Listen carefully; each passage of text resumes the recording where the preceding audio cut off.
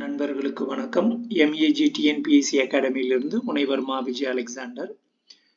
2024ஆம் ஆண்டுக்கான நடப்பு நிகழ்வுகளை காண்போம். இஸ்ரோவின் முன்னாள் விஞ்ஞானி ஸ்ரீனிவாஸ் ஹெக்டே ஆவார். சந்திரனில் நீர் மூலக்கூறுகளை கண்டறிந்த இந்தியாவின் முதல் சந்திராயன் திட்டத்தின் இயக்குநராக இருந்தவர் இவர். CNG எரிபொருளில் இயங்கும் உலகின் முதல் இருசக்கர வாகனமான ஃப்ரீடம் பஜாஜ் நிறுவனத்தால் அறிமுகப்படுத்தப்பட்டது. ட்விட்டர் சமூக ஊடகத்துக்கு மாற்றாக இந்தியாவில் உருவாக்கப்பட்டது கு ஊடகம். தற்போது இது மூடப்பட்டுள்ளது. நாட்டிலேயே முதல் முறையாக கல்பாக்கத்தில் அமைக்கப்பட்டுள்ள 500 மெகாவாட் மின் உற்பத்திக்கான முதல் உள்நாட்டு விரைவு ஈநுழையை பிரதமர் மோடி தொடங்கி வைத்துள்ளார். ரஷ்யாவில் தயாரிக்கப்பட்ட ஏவுகணைகளுடன் கூடிய போர்க்கப்பலான INS துஷில் இந்திய கடற்படையில் இணைக்கப்பட்டுள்ளது. குஜராத்தின் வதோதரா நகரில் நாட்டின் முதல் தனியார் இராணுவ விமான தயாரிப்பு ஆலையை ஸ்பெயின் பிரதமர் பெட்ரோ சான்சஸ் உடன் இணைந்து பிரதமர் நரேந்திர மோடி தொடங்கி வைத்தார். கோவிட்ஷீல்டு தடுப்பூசிகள் அரிதாக இரத்தம் உறைதல் போன்ற பாதிப்புகளை ஏற்படுத்துவதாக தெரிவித்திருந்த அஸ்ட்ராஜெனெகா நிறுவனம் உலக அளவில் அந்த தடுப்பூசிகளை திரும்ப பெறுவதாக அறிவித்துள்ளது.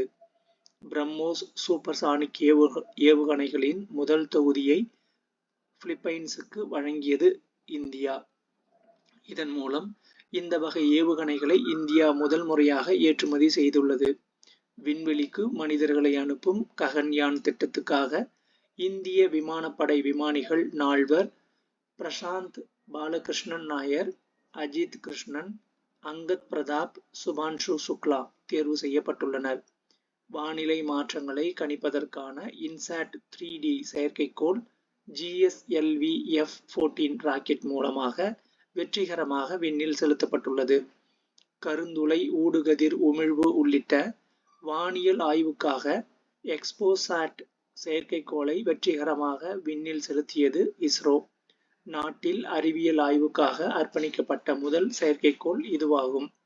சூரியனின் புறவழி ஆய்வுக்காக அனுப்பப்பட்ட ஆதித்யா L1 செயற்கைக்கோள் 127 நாட்கள் பயணத்துக்கு பிறகு தனது இலக்கை எட்டியது. புவியின் வெப்பநிலையை பதிவு செய்ய தொடங்கிய 174 ஆண்டுகளில் 2024ஆம் ஆண்டுதான் மிக அதிகமான உஷ்ணமான ஆண்டு என்று உலக வானிலை அமைப்பு அறிவித்துள்ளது. வங்கக்கடலில் உருவான பெஞ்சால் புயல் மரக்காணம் அருகே கரையை கடந்தது. புயலால் பாதிக்கப்பட்ட கடலூர், கள்ளக்குறிச்சி, விழுப்புரம் ஆகிய மாவட்டங்களில் நிவாரணத் தொகை ரூபாய் 2000 தமிழக அரசால் வழங்கப்பட்டது. கடந்த 27 ஆண்டுகளில் இல்லாத வகையில் சென்னையில் ஜூன் மாதத்தில் 220 மில்லிமீட்டர் மழை பதிவானது என சென்னை வானிலை ஆய்வு மையம் தெரிவித்துள்ளது. ராமநாதபுரத்தில் கடல் வளத்தை பாதுகாக்க தமிழக வனத்துறை சிறப்பு படையை தொடங்கியுள்ளது. மதுரை அரிட்டாப்பட்டியில் டங்ஸ்டன் கனிம சுரங்கம் அமைய உள்ள இடத்தை மறு ஆய்வுக்கு உட்படுத்துமாறு மத்திய சுரங்கத்துறை அமைச்சகம் கேட்டுக்கொண்டது. தற்போது மதுரை அரிட்டாப்பட்டியில் டங்ஸ்டன் கனிம சுரங்கம் அமைய இருந்தது ரத்து செய்யப்பட்டுள்ளது குறிப்பிடத்தக்கது. நாட்டின் தலை சிறந்த அரசு மற்றும் தனியார் உயர்கல்வி நிலையங்களில் சேர்க்கை பெறும் மாணவர்கள் எளிதாக கல்வி கடன் பெற வழிவகுக்கும் பிரதமரின் வித்யாலட்சுமி திட்டத்திற்கு மத்திய அமைச்சரவை ஒப்புதல் வழங்கியுள்ளது.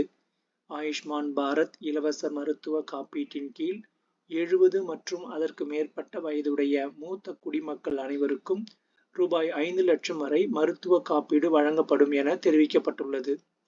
கிழக்கு லடாக்கில் உள்ள எல்லை கட்டுப்பாட்டு கோட்டு பகுதிகளில் ரோந்து பணிகளை மேற்கொள்வது குறித்து இந்தியா, சீனா இடையே ஒப்பந்தம் கையொப்பமானது. 4 ஆண்டுகளாக நிலவி வரும் பிரச்சினைக்கு தீர்வும் காணப்பட்டுள்ளது. அந்தமான் தலைநகர் போர்ட் பிளேர் பெயரை ஸ்ரீ விஜயபுரம் என மாற்ற மத்திய அரசு முடிவு செய்துள்ளது. இராணுவ மருத்துவ சேவைகள் பிரிவின் முதல் பெண் தலைவராக லெப்டினன்ட் ஜெனரல் சாதனா சக்சேனா நியமிக்கப்பட்டுள்ளார். கேரள மாநிலம் வயநாடு மாவட்டத்தில் உள்ள சூழல்மலை முண்டகை பகுதிகளில் பயங்கர நிலச்சரிவு ஏற்பட்டது. இதில் 400க்கும் மேற்பட்டவர்கள் உயிரிழந்தனர். உலகின் சிறந்த 500 பல்கலைக்கழகங்கள் உயர்நிலை கல்வி நிலையங்கள் பட்டியலில் சென்னை ஐஐடி, மும்பை ஐஐடி, டில்லி ஜவஹர்லால் நேரு பல்கலைக்கழகம் உள்பட 69 இந்திய பல்கலைக்கழகங்கள், உயர்நிலை கல்வி நிலையங்கள் என இடத்தில் இடம்பெற்றுள்ளன. லட்சத்தீவு கூட்டங்களில் ஒன்றான மினிகாய் தீவில் INS ஜடாயு கடற்படை தளம் தொடங்கப்பட்டுள்ளது. கார்கிலில் இந்திய விமானப்படையின் C-130 கனரக விமானம் இரவு நேரத்தில் முழுமையாக தரையிறங்கி சாதனை படைத்தது. உத்தரப்பிரதேச மாநிலம் அயோத்தியில் ஸ்ரீராமர் கோயில் கட்டி முடிக்கப்பட்டுள்ளது. உத்தரப்பிரதேச மாநிலம் வாரணாசியில் ஞானவாபி மசூதி உள்ளது. 288 தொகுதிகளை கொண்ட மகாராஷ்டிரா பேரவை தேர்தலில் பாஜக, சிவசேனை, தேசியவாத காங்கிரஸ் ஆகிய கட்சிகளின் கூட்டணி 230 தொகுதிகளில் வெற்றி பெற்று ஆட்சி அமைத்து உள்ளது. 81 தொகுதிகளை கொண்ட ஜார்க்கண்ட் பேரவை தேர்தலில் ஆளும் ஜார்க்கண்ட் முக்தி மோர்ச்சா காங்கிரஸ் கூட்டணி 56 இடங்களில் வெற்றி பெற்று மீண்டும் ஆட்சி அமைத்துள்ளது. ஜார்க்கண்ட் முதல்வராக JMM தலைவர் ஹேமந்த் சோரன் பதவியேற்றுள்ளார். தெலுங்கானாவிலும் புதுச்சேரியிலும் ஆளுநர் பொறுப்புகளை கூடுதலாக கவனித்து வந்த ஜார்க்கண்ட் ஆளுநர் CP ராதாகிருஷ்ணன் மகாராஷ்டிரா மாநில ஆளுநராக பதவியேற்றுக் கொண்டார். தெலுங்கானா மற்றும் புதுச்சேரி ஆளுநர் தமிழிசை சவுந்தரராஜன் ஆவார். தற்போது அவர் ஆளுநர் பதவியிலிருந்து விடுவிக்கப்பட்டுள்ளார். ஒரே நாடு ஒரே தேர்தல் நடைமுறையை அமல்படுத்துவதற்கான 2 மசோதாக்கள் நாடாளுமன்ற கூட்டுக்குழு ஆய்வுக்கு பரிந்துரைக்கப்பட்டுள்ளது.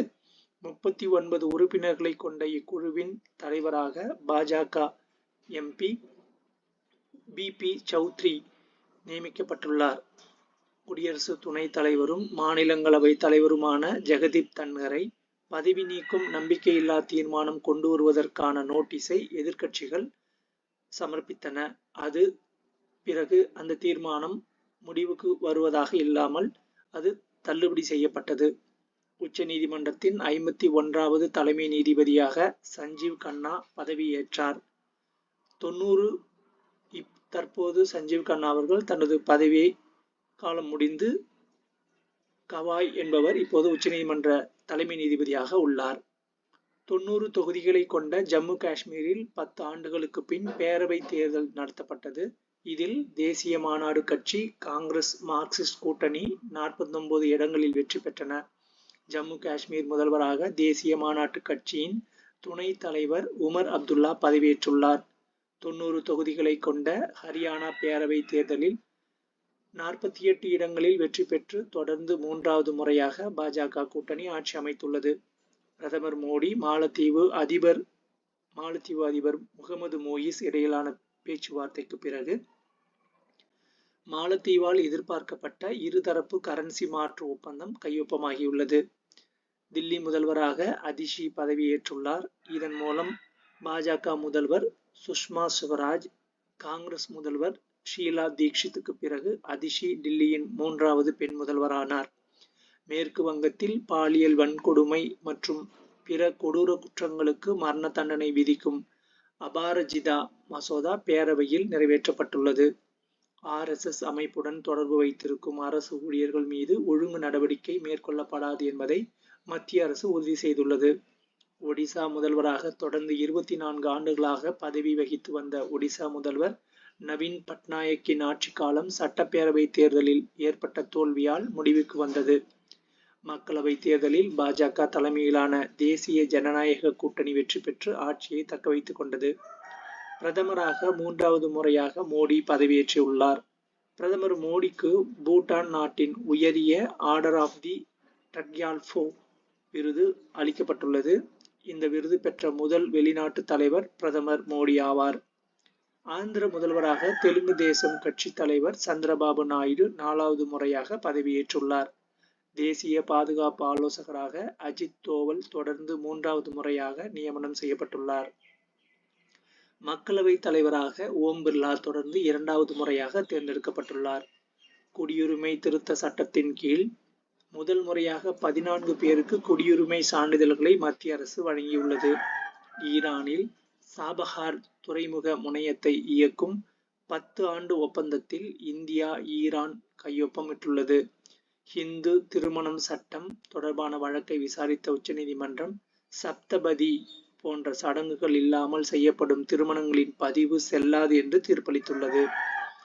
பிறப்பு பதிவேட்டில் தாய் தந்தை இருவரின் மதத்தை குறிப்பிடுவதை கட்டாயமாக்கும் வரைவு விதிகள் மத்திய உள்துறை அமைச்சகத்தால் வெளியிடப்பட்டுள்ளது. பாஜக முதுபெரும் தலைவர் எல்.கே. அத்வானியை அவரது இல்லத்தில் சந்தித்து பாரத ரத்னா விருதை குடியரசுத் தலைவர் திரௌபதி முர்மு வழங்கியுள்ளார். ஒரே நாடு ஒரே தேர்தல் திட்டத்துக்கான பரிந்துரை அறிக்கையை குடியரசுத் தலைவர் திரௌபதி முர்முவிடம் முன்னாள் குடியரசுத் தலைவர் ராம்நாத் கோவிந்த் தலைமையிலான உயர்நிலை குழு சமர்ப்பித்துள்ளது. உத்தரகாண்டில் புது சிவில் சட்டத்தை அமல்படுத்துவதற்கான மசோதா சட்டப்பேரவையில் நடைபெற்றுள்ளது. அரசியல் கட்சிகள் நன்கொடை பெறுவதற்கான தேர்தல் பத்திர திட்டம் அரசமைப்பு சட்டத்துக்கு எதிரானது என கூறி அத்திட்டத்தை உச்சநீதிமன்றம் ரத்து செய்து தீர்ப்பளித்துள்ளது. பீகாரில் ஐக்கிய ஜனதா தளம் தலைவர் நிதிஷ்குமார் மாநில முதல்வராக 9வது முறையாக பதவியேற்றுள்ளார். மறைந்த முன்னாள் பிரதமர்கள் பி.வி. நரசிம்மராவ், சௌத்ரி சரண் சிங், வேளாண் விஞ்ஞானி எம்.எஸ். சுவாமிநாதன், பீகார் முன்னாள் முதல்வர் கர்பூரி தாக்கூர் ஆகிய 4 பேருக்கு பாரத ரத்னா விருது குடியரசுத் தலைவர் திரௌபதி முர்மு வழங்கினார். நாட்டின் முதலாவது விஞ்ஞான் ரத்னா விருது உயிரி வேதியியல் விஞ்ஞானி கோவிந்தராஜன் பத்மநாபனுக்கு அறிவிக்கப்பட்டுள்ளது. இந்தியாவின் முன்னணி அரசமைப்பு சட்ட நிபுணரும் முன்னாள் கூடுதல் சொலிசிட்டர் ஜெனரலுமான ஃபாலி எஸ். நாரிமன் ஆவார். மார்க்சிஸ்ட் கம்யூனிஸ்ட் கட்சியின் பொதுச் செயலாளர் சீதாராம் யெச்சூரி நுரையீரல் தொற்றால் பாதிக்கப்பட்டு தில்லி எய்ம்ஸ் மருத்துவமனையில் காலமானார். அவருடைய உடல் மருத்துவமனைக்கு தானமாக வழங்கப்பட்டது குறிப்பிடத்தக்கது.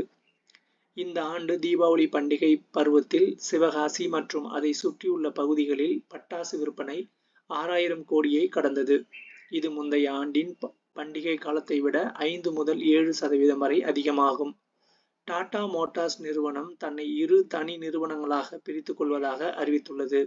தனது வர்த்தக வாகன தயாரிப்பு நடவடிக்கைகளை ஒரு நிறுவனம் மூலமும் டாடா, ஜாகுவார், லேண்ட் ரோவர் ஆகிய பயணிகள் வாகன தயாரிப்பு தொடர்பான நடவடிக்கைகளை மற்றொரு நிறுவனம் மூலமும் தொடர இருப்பதாக டாடா மோட்டார்ஸ் தெரிவித்துள்ளது.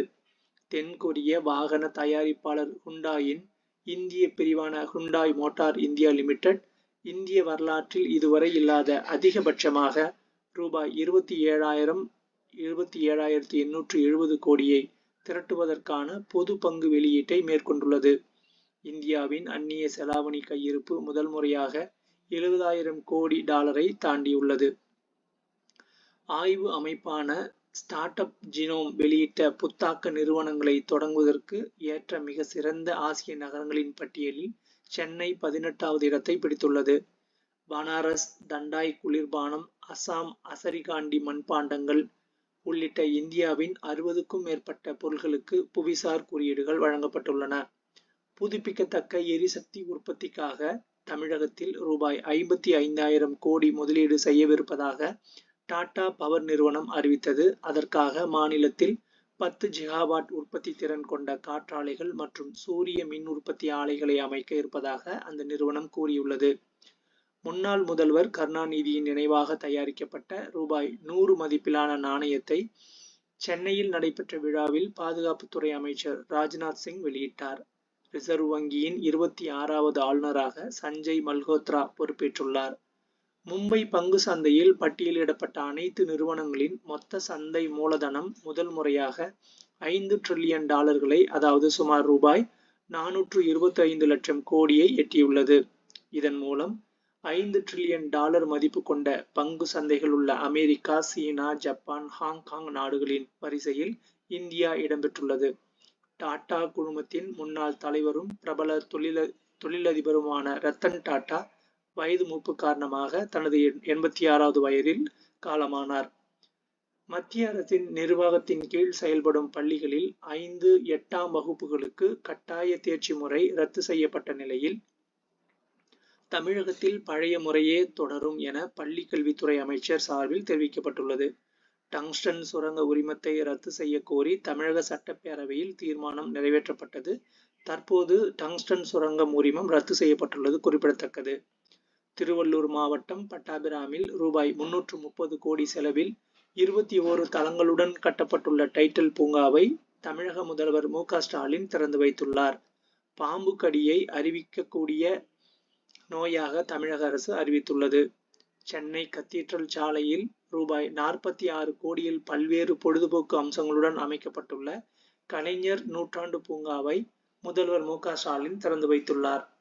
இந்திய விமானப்படையில் 92வது ஆண்டு தினத்தை முன்னிட்டு சென்னை மெரினாவில் நடைபெற்ற விமான சாகச நிகழ்ச்சியை நேரில் காண 15 லட்சத்திற்கும் மேற்பட்டோர் கூடினர். செயற்கை நுண்ணறிவு தொழில்நுட்பத்தை முக்கியத்துவம் வாய்ந்த அரசு துறைகளில் பயன்படுத்துவது தொடர்பாக கூகுள் நிறுவனத்துடன் தமிழக அரசு புரிந்துணர்வு ஒப்பந்தம் செய்துள்ளது. கொங்கு மண்டல விவசாயிகளின் 60 ஆண்டுகால கனவு திட்டமான அத்திக்கடவு அவிநாசி திட்டத்தை முதல்வர் மு.க.ஸ்டாலின் தொடங்கி வைத்தார். நாட்டின் சிறந்த கல்வி நிறுவனங்களில் சேரும் அரசு பள்ளி மாணவர்களின் கல்வி செலவை அரசே ஏற்கும் என அறிவிக்கப்பட்டது. அதன்படி 447 பேர் பயன் பெற்றதாக தமிழக அரசு அதிகாரப்பூர்வமாக தெரிவித்துள்ளது. கீழடியில் 10வது கட்ட அகழாய்வில் குடிநீர் இணைப்புக்கான அம்சங்கள் இருந்தது கண்டுபிடிக்கப்பட்டுள்ளது. இதன் மூலம் 2500 ஆண்டுகளுக்கு முன்பே மக்கள் நீர் மேலாண்மையில் சிறந்து விளங்கியது உறுதியாகியுள்ளது. சிறப்பான சமூக பணியாற்றும் 3ஆம் பாலினத்தவருக்கான 2024ஆம் ஆண்டுக்கான விருதை கன்னியாகுமரி மாவட்டம் தோவாளை ஊராட்சியின் வார்டு உறுப்பினர் சந்தியா தேவிக்கு முதல்வர் மு.க.ஸ்டாலின் வழங்கினார். தமிழகம் முழுவதும் 3500 சதுர அடி வரை கட்டடங்கள் கட்ட இணைய வழியில் விண்ணப்பித்து அனுமதி பெறும் புதிய திட்டத்தை முதல்வர் மு.க.ஸ்டாலின் தொடங்கி வைத்தார்.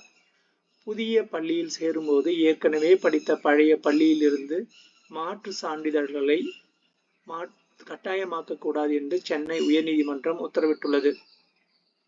தமிழ்நாடு முழுவதும் திருத்தப்பட்ட வழிகாட்டி மதிப்பு நடைமுறைக்கு வந்துள்ளது. அரசு பள்ளிகளில் 6 முதல் 12ஆம் வகுப்பு வரை படித்து உயர்கல்வியில் சேரும் 3 லட்சம் கல்லூரி மாணவர்களுக்கு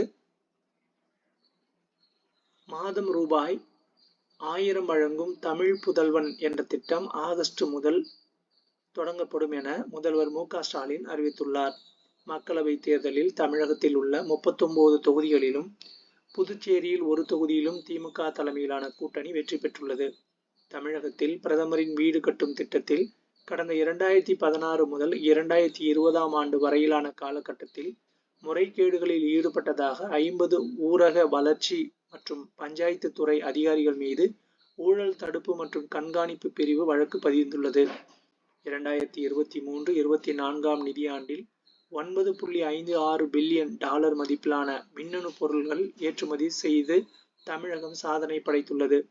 மத்திய அரசின் ஒரே நாடு ஒரே தேர்தல் மற்றும் தொகுதி வரையறை கொள்கைகளுக்கு எதிராக தமிழக சட்டப்பேரவையில் முதல்வர் மு.க.ஸ்டாலின் தாக்கல் செய்த தனி தீர்மானங்கள் ஒருமனதாக நிறைவேற்றப்பட்டது. கோயில்களில் இந்துக்கள் அல்லாதவர்களை அனுமதிக்க கூடாது.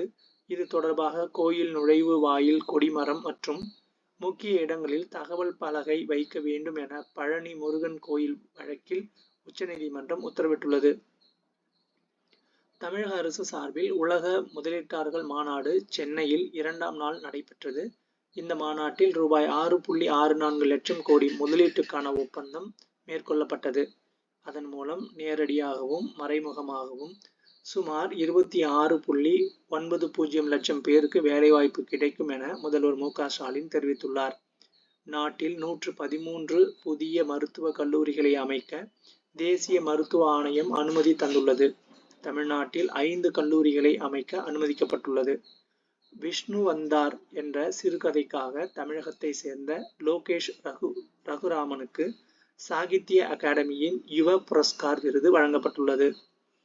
தமிழ்நாடு காங்கிரஸ் கமிட்டியின் முன்னாள் தலைவர் குமரி அனந்தனுக்கு 2024ஆம் ஆண்டுக்கான தகைசால் தமிழர் விருதை முதல்வர் மு.க.ஸ்டாலின் வழங்கினார்.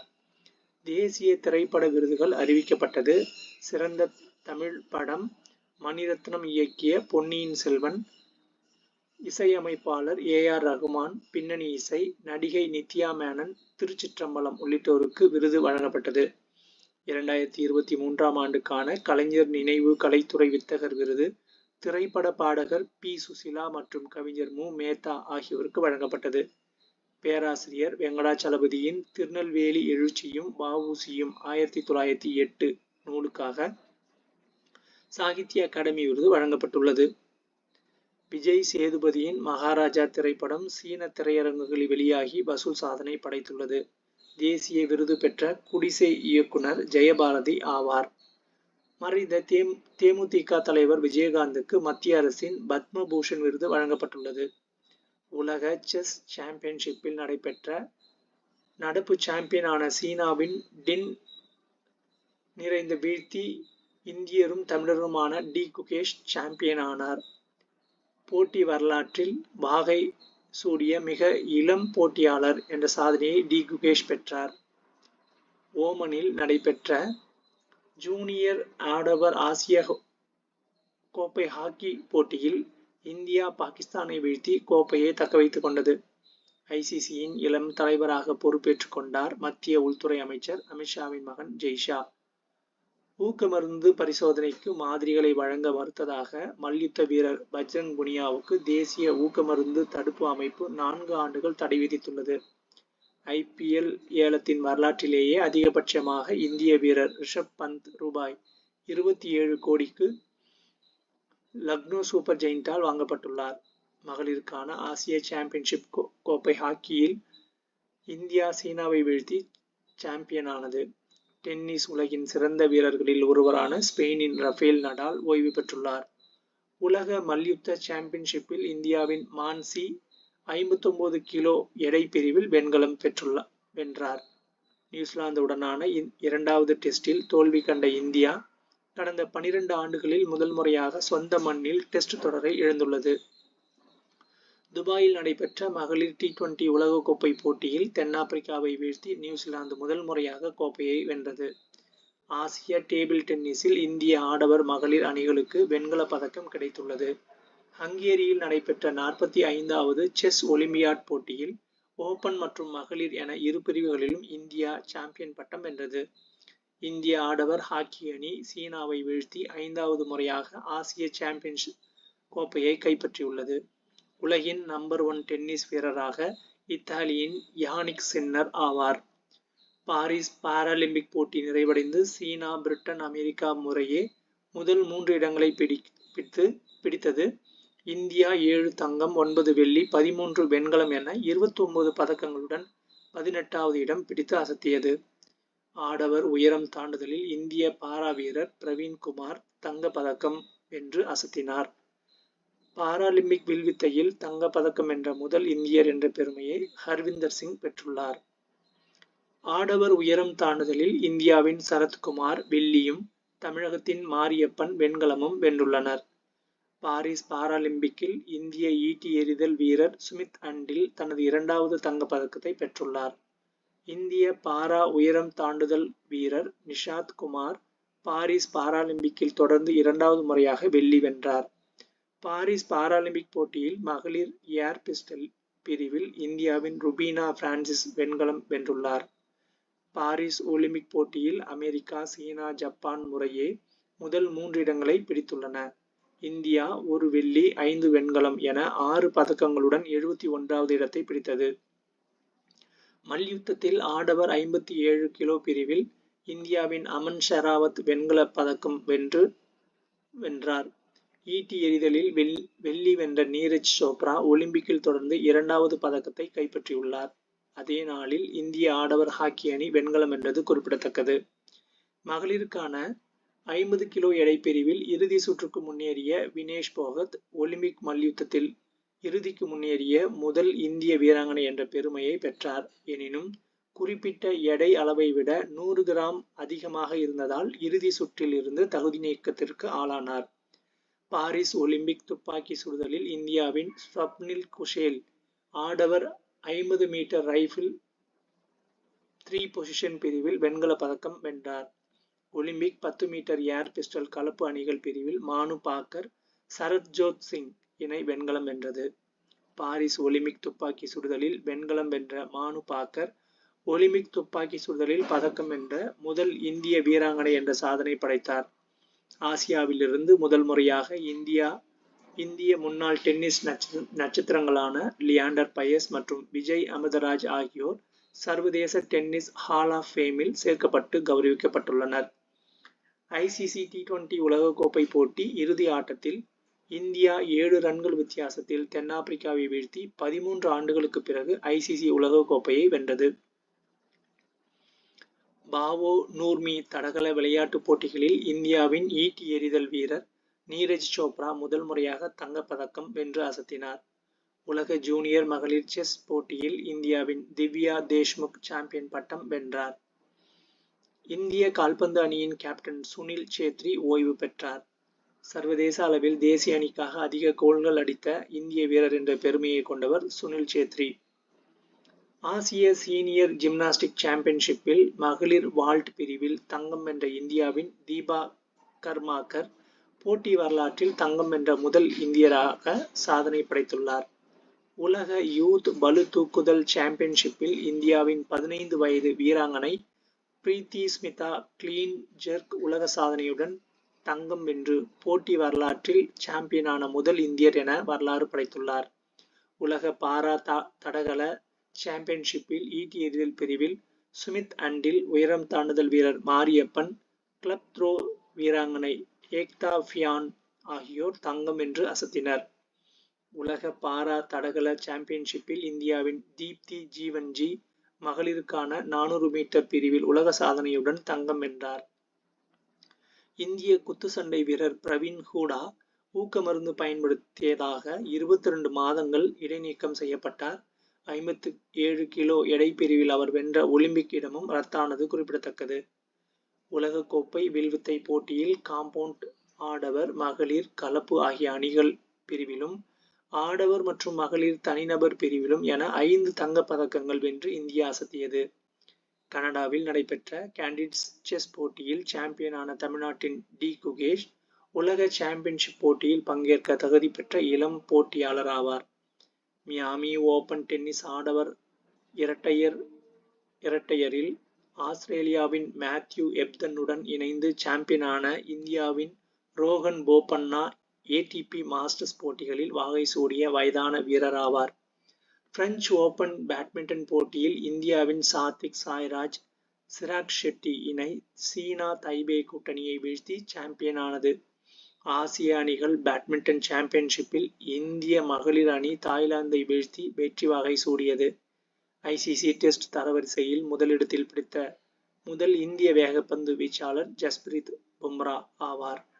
ஆஸ்திரேலியா ஓபன் டென்னிஸ் ஆடவர் இரட்டையரில் உள்நாட்டின் மேத்யூ எப்தனுடன் இணைந்து கோப்பை வென்ற இந்தியாவின் ரோஹன் போபண்ணா ஆடவர் இரட்டையர் கிராண்ட்ஸ்லாம் வென்ற 3வது இந்தியர் ஆவார். டாடா ஸ்டீல் செஸ் போட்டியின் 4வது சுற்றில் நடப்பு உலக சாம்பியனான சீனாவின் டிங் லிரேனை வீழ்த்திய தமிழ்நாட்டின் ஆர். பிரக்யானந்தா ஃபிடே லைவ் ரேட்டிங்கில் செஸ் நட்சத்திரம் விஸ்வநாதன் ஆனந்தை பின்னுக்கு தள்ளி அதிக புள்ளிகள் 2748.3 வென்ற இந்தியராக சாதனை படைத்துள்ளார். ஐசிசியின் 2023ஆம் ஆண்டுக்கான சிறந்த ஒருநாள் கிரிக்கெட் வீரர் விருது விராத் கோலிக்கு வழங்கப்பட்டது. சிராக் ஷெட்டி மற்றும் சாத்விக் சாய்ராஜ் ராங்கி ரெட்டி ஆகிய 2 பேட்மிண்டன் வீரர்களுக்கு கேல் ரத்னா விருதை குடியரசுத் தலைவர் திரௌபதி முர்மு வழங்கினார்.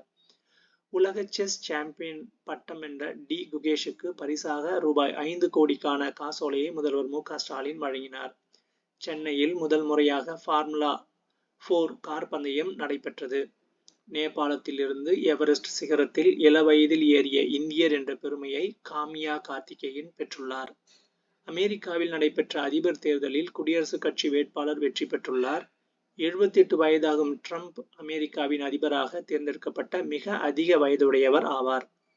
ஸ்ரீமாவோ பண்டார நாயகாவுக்கு அடுத்தபடியாக இலங்கையின் பெண் பிரதமராக ஹரிணி அமர சூர்யா தேர்ந்தெடுக்கப்பட்டுள்ளார்.